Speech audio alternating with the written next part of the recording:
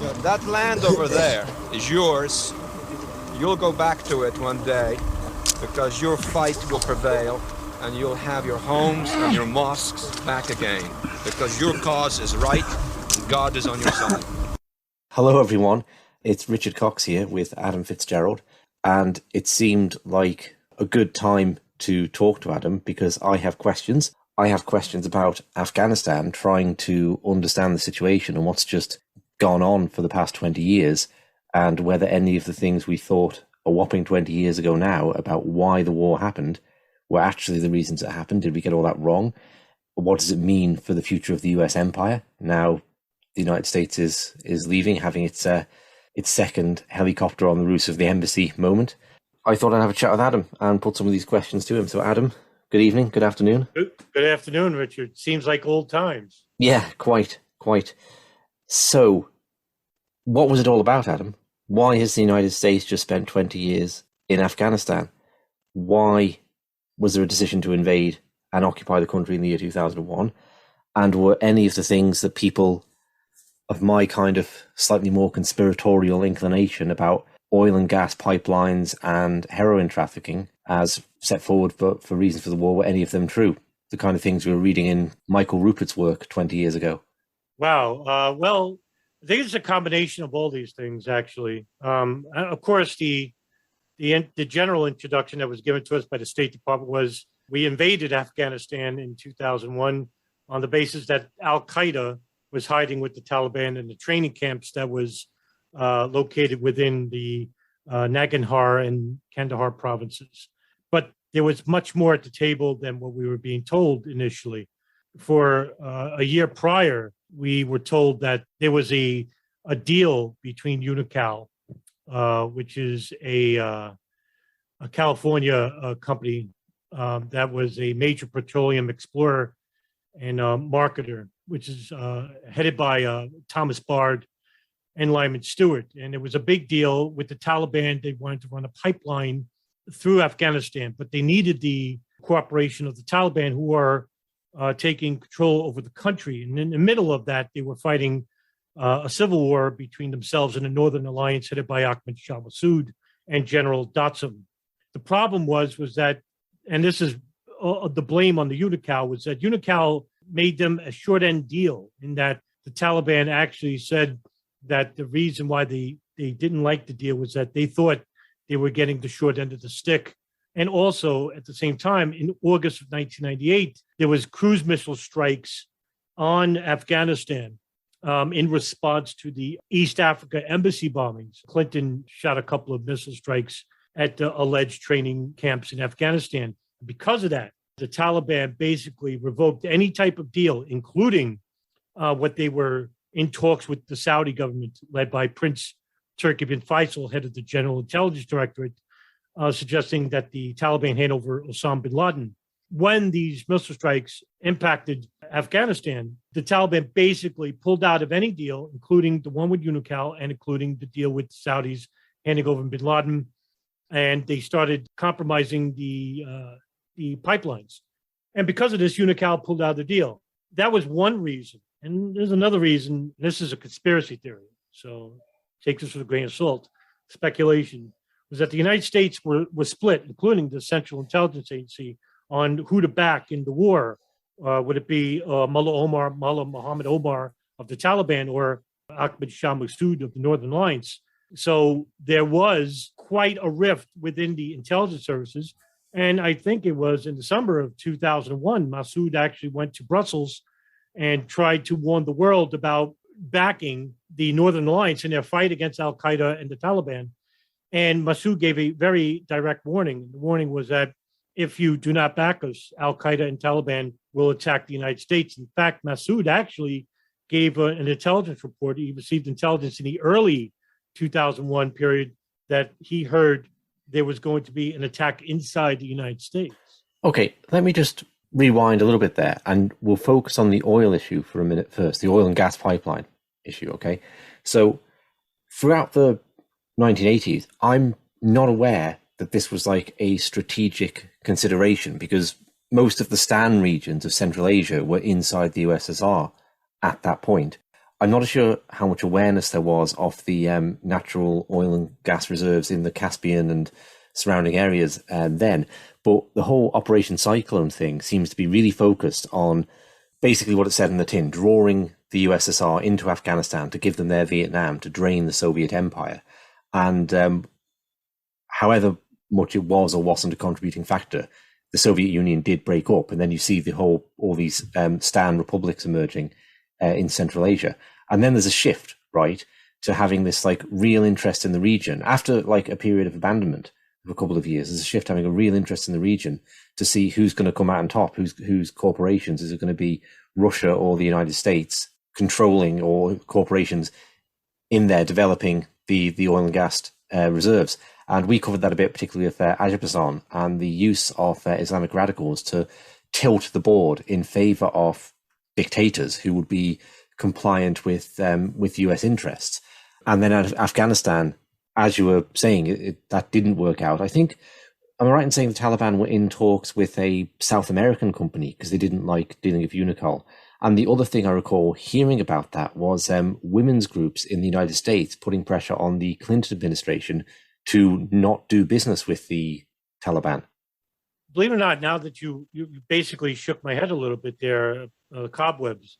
I've heard about that story regarding the South American company. I can't speak further on this because I forgot all about that part, and I was not made aware about the women's rights movement against the Taliban, which is interesting enough because now that the Taliban have taken control of the country on Twitter, basically for the last, I think, week and a half, maybe 2 weeks, I'm starting to see feminists actually, talk about how the United States needs to return and engage in war against the Taliban because they feared that the women, and I think I forgot the name of the reporter on CNN. She basically is reporting out of Afghanistan wearing the full burqa, and she's actually being harassed by the Taliban. And you see these number of different groups, especially, shockingly enough, more of a liberal mindset, the left mindset. I wouldn't say the classic liberalism mindset, but this leftist, which is pro-war, which doesn't distinguish from those of the far right, the conservative movement,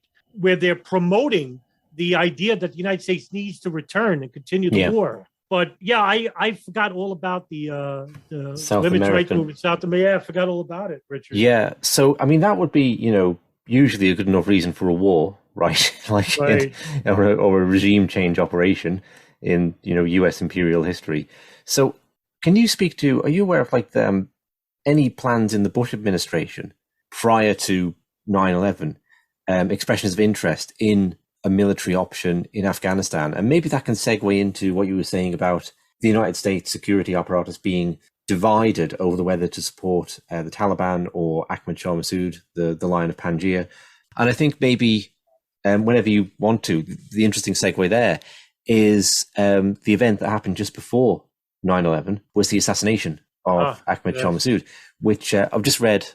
I think we've both just read an article by Peter Scott making it clear that made the invasion possible. Like, if he's there would have been too much unified resistance across the country to a US invasion. So it's just another occasion where the interests of the Taliban and the interests of the US security state coincide, and Al-Qaeda assassinations, if they, are helpful to the US imperial program. Yeah. Now, listen, I want to take this with a grain of salt because in the months prior to 9/11, I came across information regarding the late John Judge, who was a JFK 9/11 researcher and one of the co-founders of 9/11 Citizens Watch. And I tried for a long time to try and obtain information about the insinuation that the United States were going to invade Afghanistan months prior to the 9/11 event. And I'll like I said, I'll take this with a grain of salt. Now, according to John Judge, he basically said that Secretary of State Colin Powell visited Uzbekistan and Waziristan and warned the governments there to get all their advisors out of Afghanistan because the United States was going to invade Afghanistan. And that would lead to the conspiracy theory that the invasion of Afghanistan wasn't based on the 9/11 attacks. I tried to find corroborating evidence, corroborating stories for this, and I came across some vague information about, yes, Colin Powell did visit Southeast Asia and the Balkans in 2001, but I don't know what he was talking about in regards to Uzbekistan and Waziristan. So, like I said, take that with a grain of salt.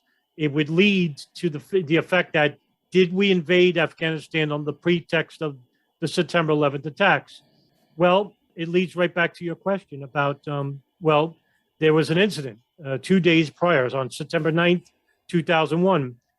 There was an interview being set up with the Northern Alliance leader, Ahmed Massoud.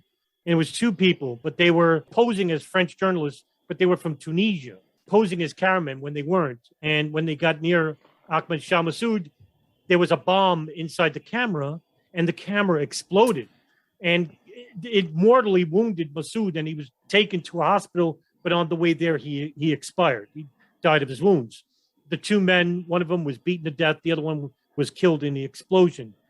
What happened was that in the weeks prior to that assassination, there was somebody by the name of Julie Sims who worked out of the CIA and who basically tried to get Massoud to surrender to the Taliban because the CIA wouldn't back the Northern Alliance in their fight against the Taliban, which was now being supported by the Hizb al-Islami party, and that was headed by Gulbuddin Hekmatyar, who was considered an enemy to Massoud. But basically, in the years prior, Hekmatyar was on the sidelines, but now he was joining the Taliban because the Taliban was gaining more and more control of the country, mainly to the south.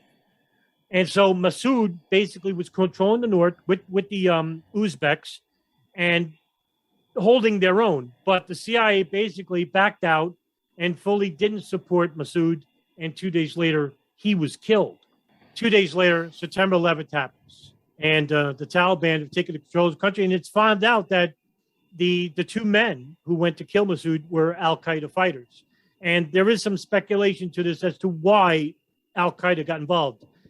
When al-Qaeda did this, it basically solidified bin Laden as being in the country so that the Taliban could protect him, because the Taliban were unaware that bin Laden had this operation involving the planes operation, which was the September 11th attacks. When they found out days later, because they still didn't know he was behind it. In fact, the first people that were interviewed on the American media were the Taliban. Taliban were actually interviewed, and they were on C-SPAN early in the day, and the towers didn't even fall yet. And they were basically saying that if bin Laden was indeed behind the attacks, they wanted George Bush to present evidence, and they would hand him over to the Saudis or to the Americans. And at that point, Bush said, we don't deal or negotiate with terrorists. Days later, the Taliban still defended him. They still didn't know. But by the time that they found out, it was too late, because bin Laden really did them a favor by killing off Massoud. The Taliban took control of the country, but so what? Because the United States basically invaded Afghanistan and basically decimated the Taliban and al-Qaeda. Just worth noting, we perhaps shouldn't do another segue into it, but we did cover this in the series, didn't we? That there was a very similar assassination attempt against George W. Bush, or yeah, that's what we think it was, on September 11th itself, with like two cameramen turning up, suggesting they had an interview and they didn't, and being turned away by the Secret Service. But that was like weird. It was strange. We did an episode on that a while back. Yeah, it was called the assassination of George Bush or something like that. Yeah. And in the fact that, I'll just give a short rundown. There was a bunch of Arabs in a white van who went to the hotel that Bush was staying in for his visit to the Booker T Elementary School. And they said that they were there to interview George Bush. And the Secret Service looked at the list. They didn't find these people's names. And they basically drove away. And some person who was in the streets after the planes hit the World Trade Center said they saw this van, the same van, where they were yelling out the window, "Down with Bush." The speculation is that these people were probably posing as journalists and that they were going to assassinate George Bush in a similar fashion. The FBI basically went to the person who wrote the story, Shea Sullivan, who I actually spoke to through email, and he's basically said the FBI told him not to run that story about the incident. So it basically shows you, why wouldn't the FBI want that story to run? Maybe it's because that there was maybe an assassination team that was going to kill George Bush. Why? Because the question is, Why would the FBI threaten the editor and the writer to not publish the story? Yeah, it doesn't make sense. So the other aspect to the whole invasion of Afghanistan then is the narcotics. Okay, that the Taliban burnt their opium fields in the year 2000. And this is an area that, much like with energy, Mike Rupert was big into with his background as an LAPD narcotics investigator, where the Contra cocaine was being dumped off in the 1980s. And Mike was fully informed about all that and had run-ins with CIA drugs operations. And he claims to have predicted when he saw on the news that the opium crop was being burnt, that this would cause a war, that the United States would have to invade the country and dispose of the Taliban because of the importance of that drugs money in the financial markets in New York. And, it's not a stupid point, right? There's like $1 trillion of drugs money going around the world each year. It's like the GDP of a fairly big country. And it's obviously coming into the legitimate economy somewhere, and that obviously has an impact. So Mike's case is this is like so pivotal to the financial system, they would have to replace the Taliban. And the consequence of the US invasion has been bumper crops of opium for the past 20 years, right? So with eradication plans either not going very well, or these kind of crazy scenes of US soldiers protecting opium fields, actively protecting opium fields, if US citizens were to buy on the other end of that chain, they would be doing long jail sentences for. So what do you think of this whole thing of the narcotics angle to the Afghan war?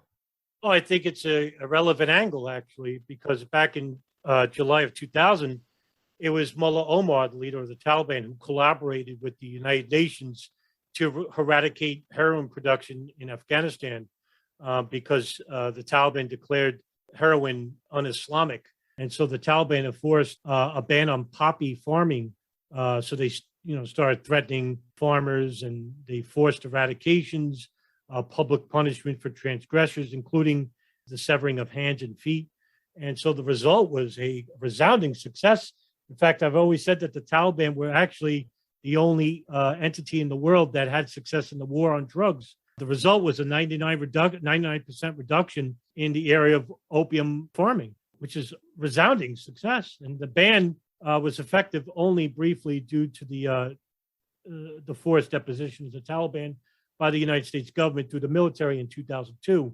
But through the period of I want to say like around 96 to 2001, so that 5-year period, the Taliban basically curtailed all opium production in the Helmand province, which is the largest opium field on the earth, only behind the Golden Triangle in Indochina. Some people basically suggested that certain parties benefited during the price of the ban, but overall, drug profits are what supplies black operations. For example, the CIA can't go before a Senate Select Committee in the United States and basically say, can we get $500 million for an operation of deposing, say, a president in an Arab country through a coup d'etat? That would suggest that the United States is basically interfering with governments in other countries through forced military coups.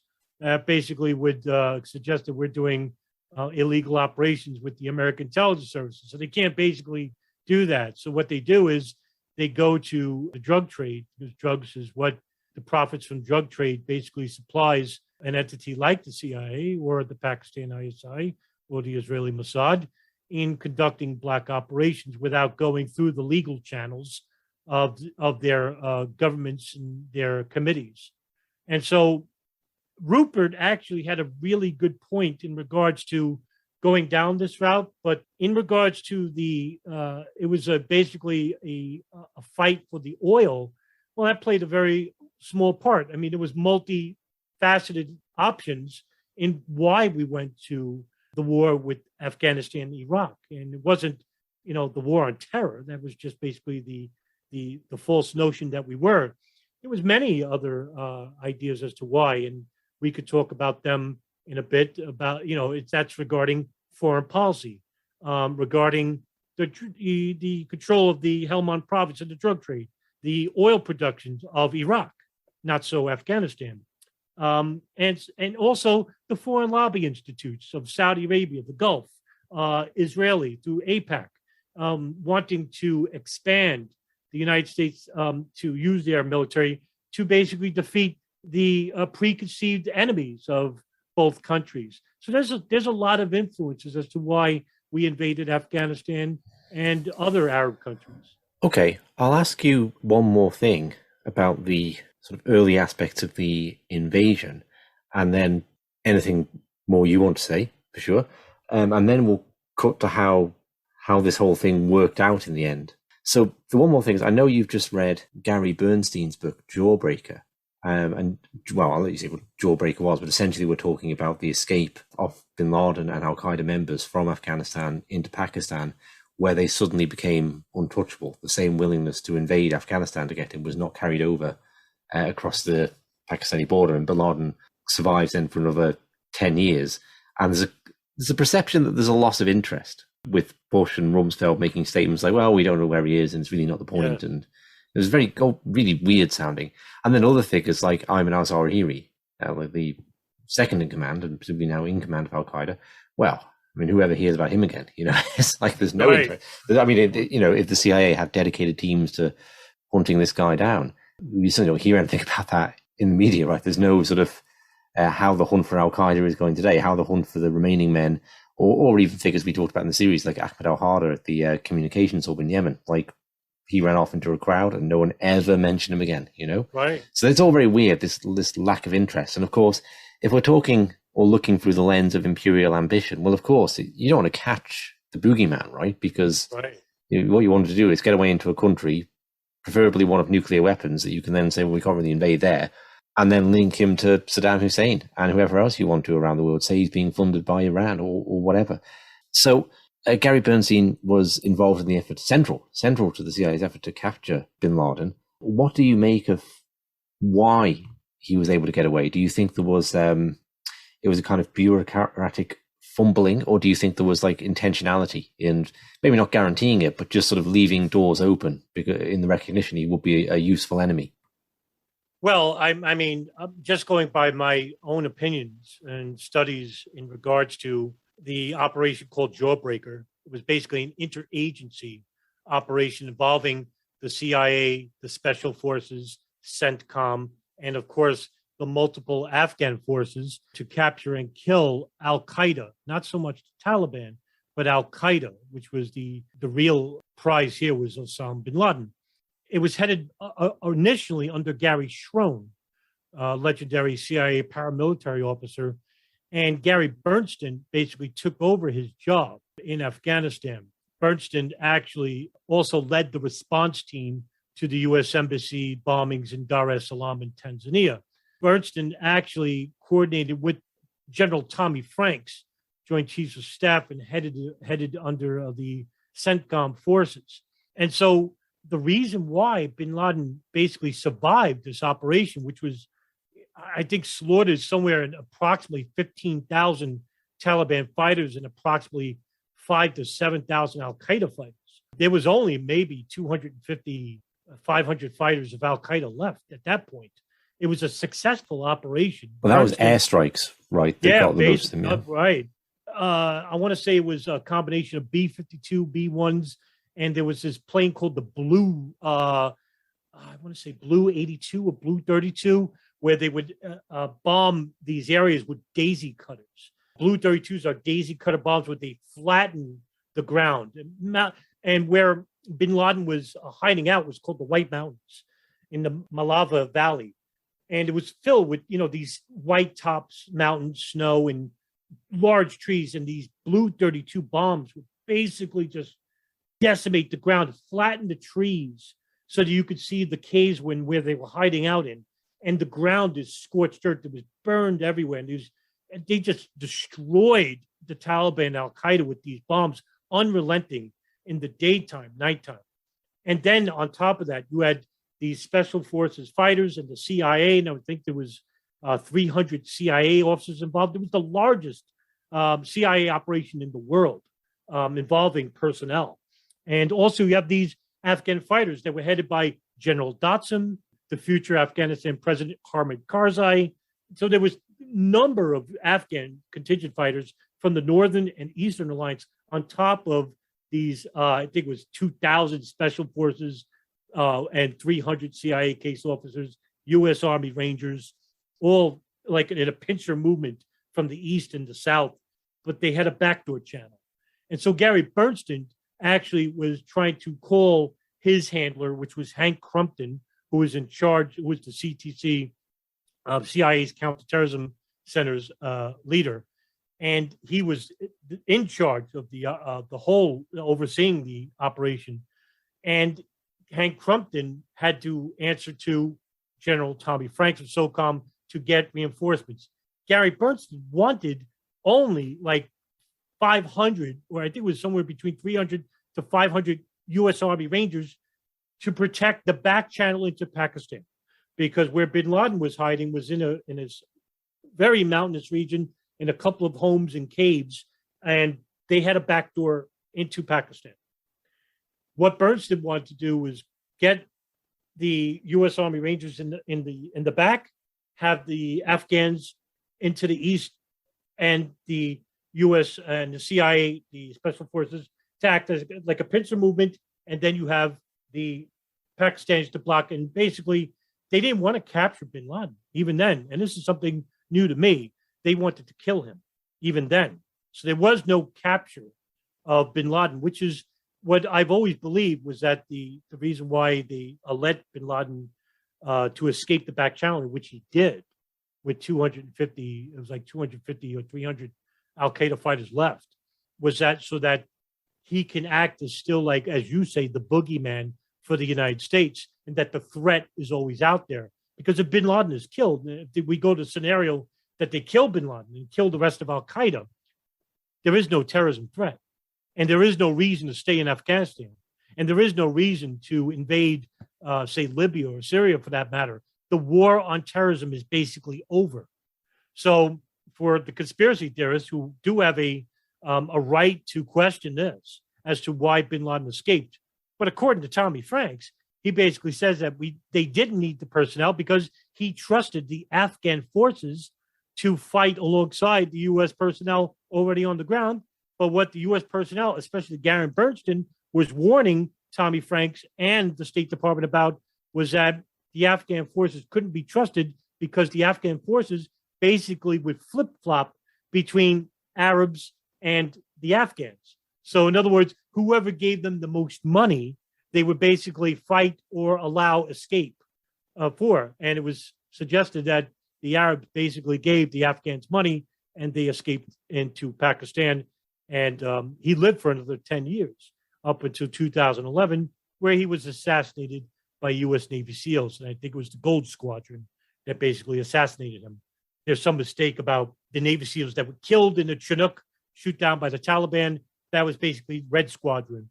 They go by color squadrons. So it was a different squadron.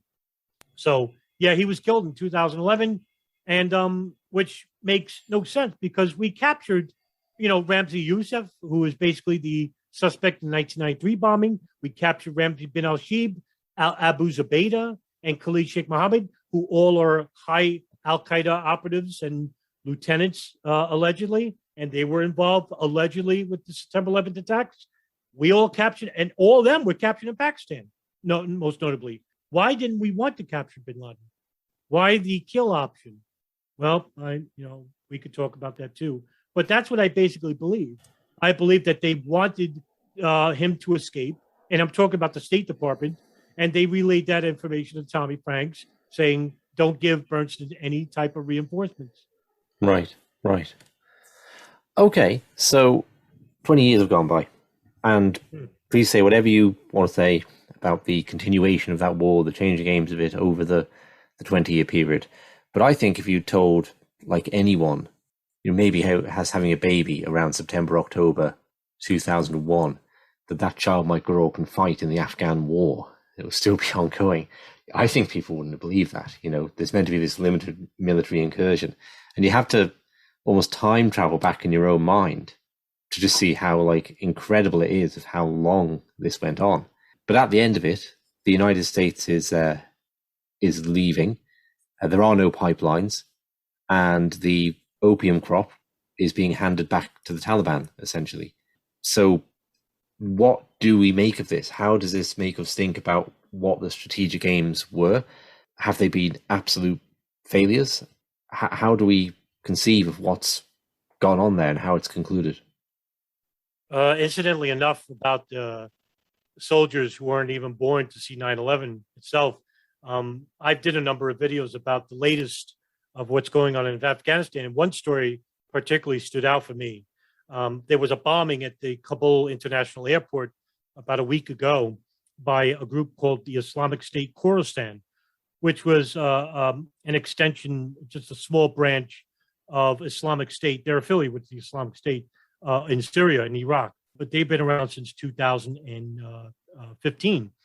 So this group basically went to the Kabul International Airport with a car full of allegedly martyrdom suicide bombers. And the United States drone strike the car, and basically there was a number of family members that were killed.